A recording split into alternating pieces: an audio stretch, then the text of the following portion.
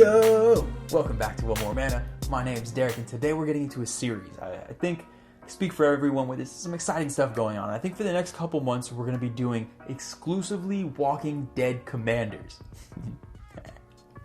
No, I'm playing. Please don't. No hate comments. We're not going to do that. We're going to stick with Zendikar Rising just because there's too many goodies in there. We're going to take a look at Obuun, Mul Daya Ancestor. And if you want any of the amazing cards in this deck or any of just the awesome cards in Zendikar Rising, maybe the precons or some of the awesome just alternate art crazy things. Apparently you can even get the full borderless art of Obuun. Tons of options. If you want any of them, head on over to TCG Player. TCG Player is absolutely amazing. Anything you need, you find there. And anything you get with the affiliate link down below in the description will help support the channel. We really do appreciate all the help. But now jumping back into Obuun. Obuun is super interesting. It's a white-green res, so Naya, for a 3/3 elf spirit. In my headcanon, in my own made-up lore, I like to think this is what the Oracle Mul Daya is speaking to when it does its Oracle things. And it's this scary elf monster, man, that's going to go ahead and make your lands super scary for your opponents. Basically, the ability, say, at the beginning of combat on each of your turns, you basically get to pick a land, make it an XX elemental with trample and haste, where X is Obuun's power, and then you also have the landfall ability of being able to, whenever a land enters, throw a +1 counter onto a creature. This takes me in a lot of directions. The +1 counter ability I like because it's not even on one of your creatures, so instant speed land effects, like whether it's a Harrow or something like that, becomes super cool because they're combat tricks not only for your creatures but also for your opponents, which is super interesting. Obviously, these two abilities synergize amazingly. We want to just dump lands out, make our commander massive, and then make these land clones of him equally scary and do some damage on people, because basically you're getting a clone of your commander every combat. And yeah, that can definitely get scary, especially with some of the land synergies we have in here. But kind of speaking of those land synergies, typically with land decks, 60 to 70% of every Lands Matter deck are going to look identical. You're running a ton of lands, whatever sort of fetch lands you can fit in there, whether it's just Evolving Wilds, Terramorphic, that type of thing, or the fancy fetch lands, whatever you want. Obviously, we're stuffing all those. Obviously, we're going to have all the extra land return effects. So stuff like Azusa and Exploration and Dryad of the Legion Grove, all of those type of effects. And then we want stuff like Crucible and Ramanop to go ahead and so we can hit those land drops over and over. But what I want to do for today's deck tech is focus more on the cards that are sort of unique to Obuun in the landfall strategy. Again, I could basically sit here for 20 minutes and talk about landfall staples, but I've already done that for a few deck techs. And two, to me, what makes Obuun so fun is the cards that you wouldn't normally find in every Lands Matters deck. Obviously, they'll be in certain ones, but these are ones that I think together make Obuun slightly different from every other Lands Commander, and it's one of the reasons why I think it's so cool. So we'll start with the creatures. Obviously, like I just said, tons of the staples. I do really love a lot of the new big splashy land type cards in Zendikar Rising. So like an Ancient Greedwarden and a Morag Tauros. They're both super cool, and I think they're going to be phenomenal in the deck. So those type of cards, obviously, you'd want to try to slot in here. And this is a great deck to test those out to kind of see how effective they can be. But again, I want to focus on some cards that we don't normally see in every landfall deck. So one card that was super interesting that when I first saw it, I wanted to make it work somewhere and I just didn't know where if I could, and it's Tomic. This dude is very, very interesting in the sense that it doesn't allow lands to be targeted. It gives lands this weird shroud. When I first saw it, because I love lands decks, I'm like, one, I don't run white in almost any deck, so it's not that useful to me. But two, where would this be the most useful? Because targeted land removal in graveyards, would you be stopping your opponents from doing stuff? Or would you be stopping your opponents from removing your things? Where would it fit? Couldn't find it, but I think in this deck it's amazing. Because all of a sudden now it's protecting your giant land creatures, and it's only 2 mana, so to get it out really isn't that big of an expense. It seems like it'll be really interesting, a weird form of protection in the deck. Another card that you see in a lot of decks with Gruul, but not necessarily all land decks, is going to be Xenagod, Xenabro, the Xenaman. Xenagos is phenomenal. It's really, really good in this deck because, especially when you get just a massive creature that you're giving trample to. Now, it's going to depend on how you stack your triggers, whether you want to double your commander's power or if you're doubling the creature's power, whatever it is. But in my mind, most of the time, I want to be doubling that land's power because that land already has trample. One of the biggest problems with Xenagos typically is you make this massive scary creature and it's going to get chump blocked by a 1/1. In this case, your lands already have trample. They got haste. Double haste is just even better with Xenagos. So we can go ahead and make things extra, extra scary. I love Xenagos. These indestructible gods are just so good in the 99 because they're so hard to get rid of. A lot of them have gone down in price recently, which makes it even better. Yeah, I try to fit these in anywhere I can. I really like being that annoying player that has cards that can't be removed. Xenagod is one of my favorites. Another creature I just find really interesting is Stoneforged Mystic. Now I know Stoneforged Mystic is a little bit pricey, so if you want to go ahead and use one of the sorcery-based tutors or a different type of equipment or artifact tutor, use whatever you have access to. It's not going to really make much of a difference. But I love having these in the deck because while we don't run many equipment, the equipment we do run, one, it really does make it different from most landfall decks. Typically, you don't want to have these equipment in there. And two, they can make a big difference. And if you get these right out at the right moment, it can really turn the game for you. So you want to have other means of going to get them so you can get it just at the right time. Bastion Protector is another card I really love because not only is it going to pump your commander, so instead of getting 3/3s right away, you're already getting 5/5s. But it's also going to make your commander indestructible. And this is huge because, to be honest, in a deck like this, if you make this giant plant creature, or this giant elemental, I guess, with your lands, and someone kills it, oh well, you could easily get other lands into play in your next turn. Your commander's going to make another scary one. But if your commander keeps dying, it'll be very annoying to have to keep pumping it up, keep getting it big, and eventually it's just going to become kind of more of a burden than anything when you get this 3/3 out late game and you're just making a 3/3 land. So giving your commander indestructible and pumping it on a 3-mana card like this is kind of crazy, and this is a perfect deck for this card. And while I said I didn't want to focus on landfall cards that were kind of obvious includes, there is one that is just too perfect and too amazing that I love too much, and it is Evolution Sage.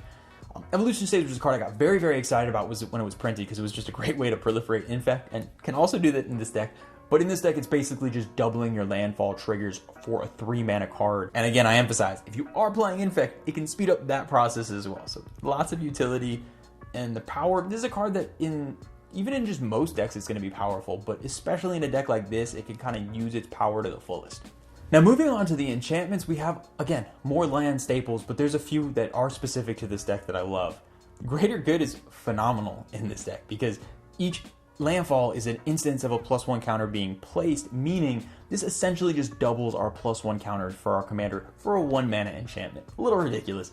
This is the type of card, if you get it out, things can really spiral out of the control, and this is the type of card that will allow for you to get some of the more explosive kills in the deck. Another way that you can kind of protect those investments is with a card that just happens to make all your lands indestructible. Terra Eternal, rightfully so, isn't really a card that sees much play, just because not many people running mass land destruction out there, but when all your creatures happen to be lands, again, you can let this enchantment just sit around. You can get into some situations where you're swinging with just these giant, terrifying, tramply creatures that are indestructible. You're almost having little board wipes at that point, because people just gotta throw so many creatures in front of them to block them. You have no consequences, because your land even survives it, and they're just chumping with their whole team. This is a card that is really good, and it's also great when they can't Ghost Quarter you or anything like that if you do have those powerful utility lands. Colossification is another really fun card that I was super excited when I saw it got printed. Probably not the greatest card, it's a high mana investment, but you can give something +20/+20, and it doesn't matter that it taps your commander, because the turn you play this, make your commander a 23/23 at the least, and then all of a sudden, turn one of your lands into a 23/23 monster with haste and trample. Obviously, the biggest downside of this card is it taps it, so you have to normally wait a turn of a full cycle before you get back and can attack. Now, all of a sudden, you get around that. Really, really liking this card. Again, huge mana investment, but this can just take someone out of nowhere, which is phenomenal, especially because it's kind of getting around the whole downside of the card in the first place. And I can't go in this category without talking about our preview card.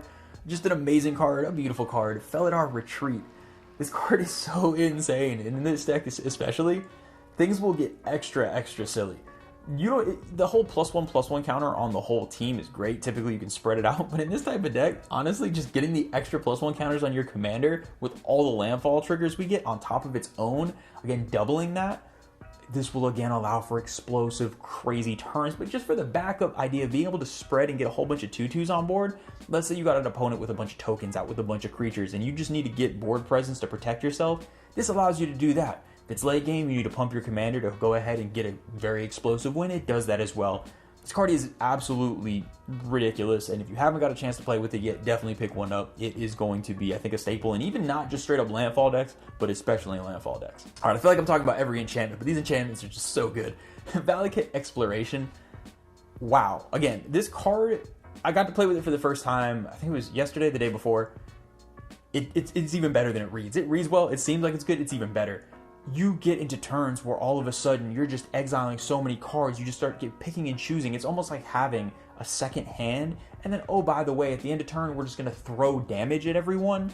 Yeah, this is one of those cards, play with it. It's similar to Felidar Retreat. It reads like it's powerful, but once you get a chance to play with it, things get silly and you'll really get a chance to realize how amazing it is. Moving on to the artifacts are not very, there's not many, but the ones that are there are so important. And these equipment are going to really be kind of huge difference makers for you. Again, if your commander keeps dying, while landfall is a great way to pump it, there are certain times where it's going to get difficult.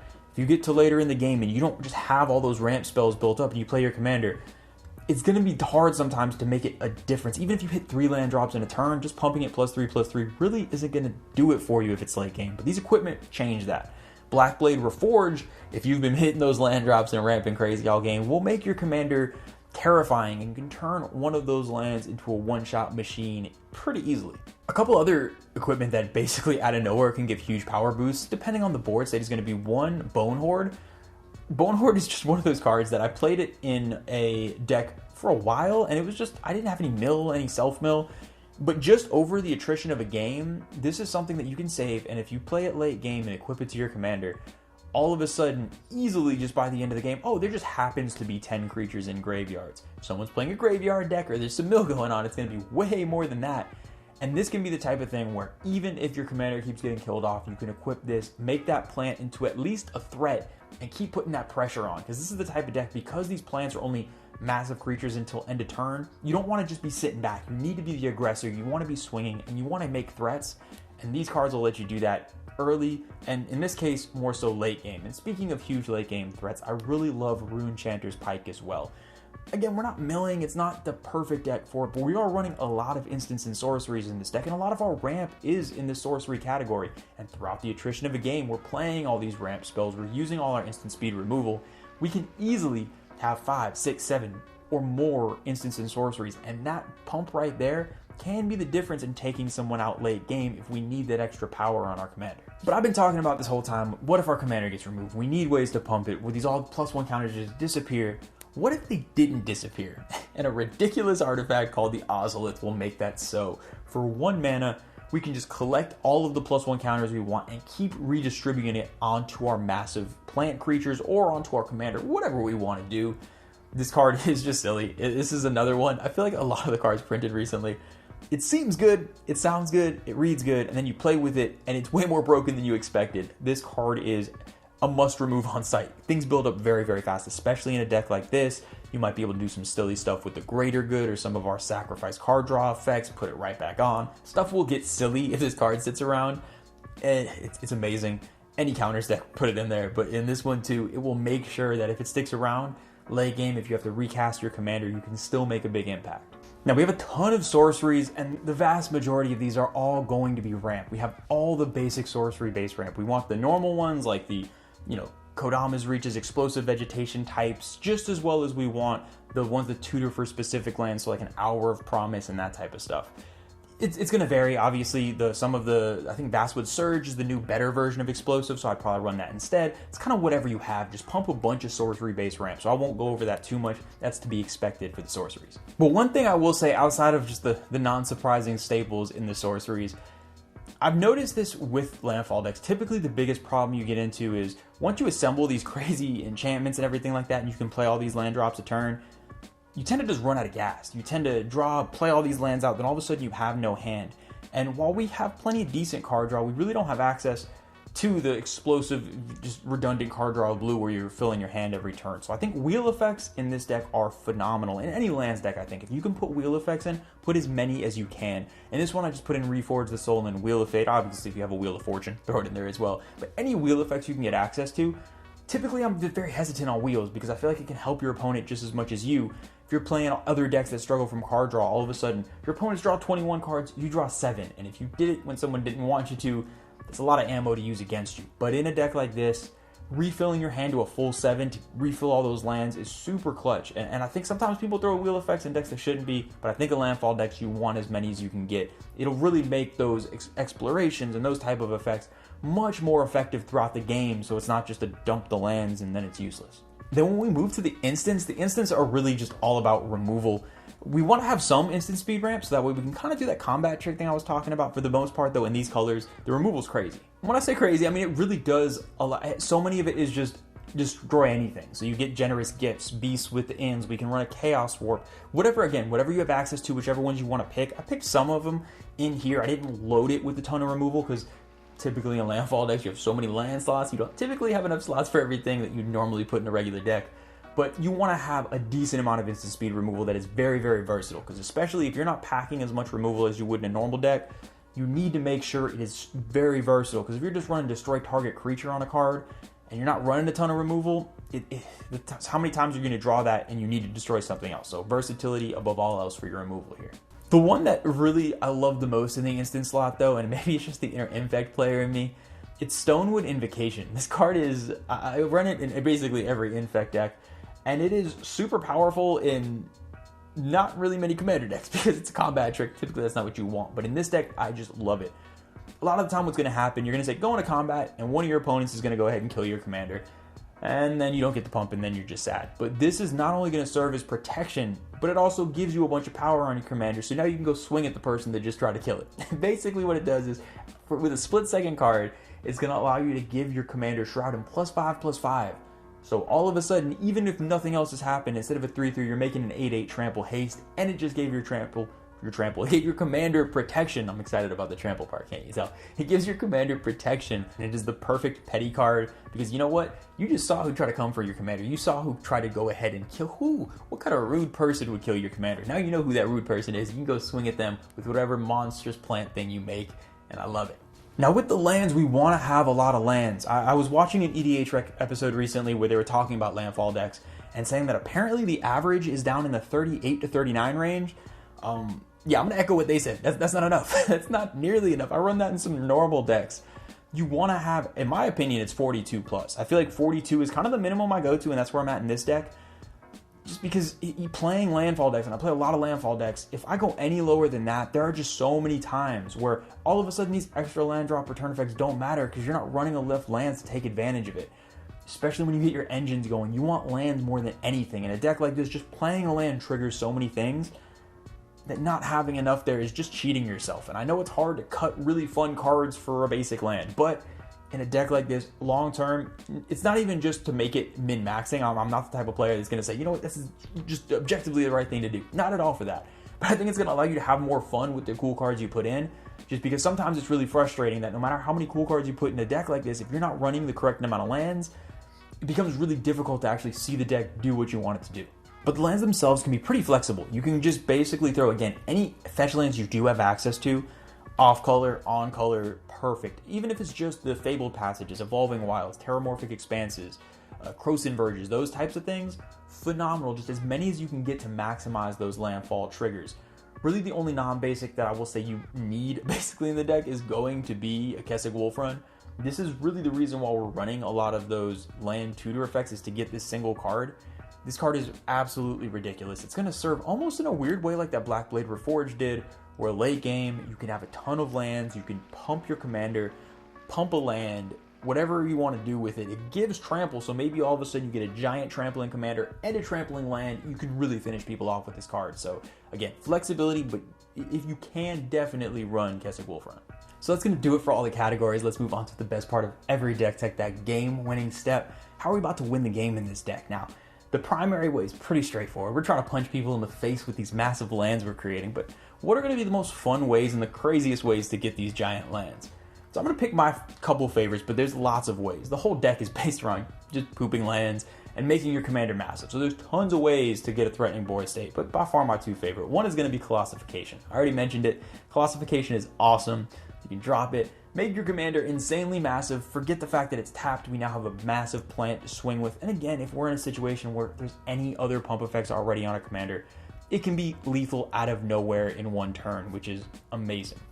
But probably the most effective and the scariest card in the deck is going to be good old Tauros. Again, I don't try to pronounce the name too much. Tauros is insane. It is just so powerful in a deck like this. It's one of the cards, I think I mentioned it when I reviewed it in the mini set review, that in a regular deck, it's good, but if you're not in a deck where you're consistently just dropping lands, it might be a little bit overrated. In a deck where you do have consistent land drops and extra land drops, it is completely broken. Not to mention, at the beginning of combat on each of our turns, all of a sudden, we're making more and more plants. They're swinging out, getting bigger, more plants. or not plants, I keep saying plants, you know what I mean. The lands keep getting bigger and bigger. It's getting scary, and it gets scary fast. This is a card in this deck. If it's dropped, if they don't remove it, you probably are just going to win if you have any way to get lands.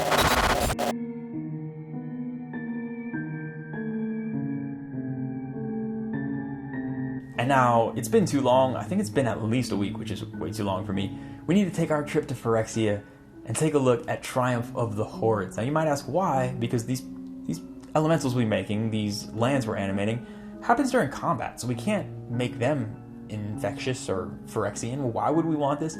Because our commander, again, in the process is getting massive, and we're going to have some creatures that have +1 counters on them in addition. The fact that it gives trample is what's so important, because this whole time, our commander doesn't necessarily want to attack every combat. Itself doesn't have trample, kind of just want to let it sit back. But with this, all of a sudden, we can go ahead, swing at somebody with a massive infectious commander, and then swing at somebody else for normal damage. It's actually pretty interesting, because Triumph of the Hordes typically, if you only get 7 or 8 infect on somebody, it's kind of pointless. With this, we can focus infect on one person, regular damage on another, and really take people out. And then the last way to win the game is one of my favorite backup win cons in any deck, but it's especially effective in lands decks, and it's gonna be my favorite spaghetti monster, Merit Lodge. I mentioned we're running land tutors. That's typically to go get Kessig Wolfrun, but it's great late game if things just aren't going well. If for whatever reason you just can't get your engine going, dropping an Hour of Promise and going to get Thespian Stage and Dark Depths, setting up for a giant 2020 indestructible terrifying flyer is a great backup win con. I really like effects like this. To me, this fits in the same category as your Insurrections, your Rise of the Dark Realms, different really explosive high mana cost effects. I find myself not running them enough in decks. I kind of want to get the mana curve low, all these things. It doesn't have a direct synergy in some decks, and I'm like, but I feel like having those kind of dream world plays that can just win the game out of nowhere are obviously just big and splashy and fun. And for any land deck, if you can afford it, if you have one, Dark Depths and Thespian Stage are the best. Who doesn't love Merit Lodge? Probably the person getting hit by it, but everyone else does. Merit Lodge is amazing. Now that is going to do it for this week's deck tech. I really hope y'all enjoyed it. Again, I love landfall decks, so this has been just an amazing set. I'm loving everything in it so far. Obuun does give a different take, and I think that's one of the biggest things is you're going to see a lot of landfall decks now. Not that you didn't already before. I know it's one of the most popular archetypes. I think one of the most fun things you can do, so one, the deck doesn't get stale for yourself or for other people, is to pick these weird little things that make it slightly different. It's, you know, for Titania, it's a Zern Orb and that type of stuff. For this deck, it's the equipment. If you're running Angry Omnath, it's going to be the War Storm Surge, the burn effects. There's certain categories of cards that makes each different, and I think really kind of just leaning into those makes it feel different to play. So that way, if you do have more than one landfall deck, it's not going to just feel like you're doing the same thing. But I would love to hear from y'all. What are y'all's favorite landfall commanders? Is it one of the new ones? Is it an old favorite? I've been kind of going, obviously y'all know how much I love Titania. Phylath has been my newest favorite, so that's kind of been my newest favorite landfall commander. If y'all got any of your favorites, definitely let me know. As always, a huge shout out to all the patrons. We love and appreciate y'all so much. We did a little practice stream this past week. Keep an eye out on Twitter. We're going to talk about it more. We will be doing some more streams going forward. So if you ever want to see how petty we can be and how much we actually practice what we preach, go ahead and check us out. Watch us talk some trash and have a good time. We'll have more info up on that very soon. But don't worry, plenty of stuff to come. But until then, I will see y'all next time.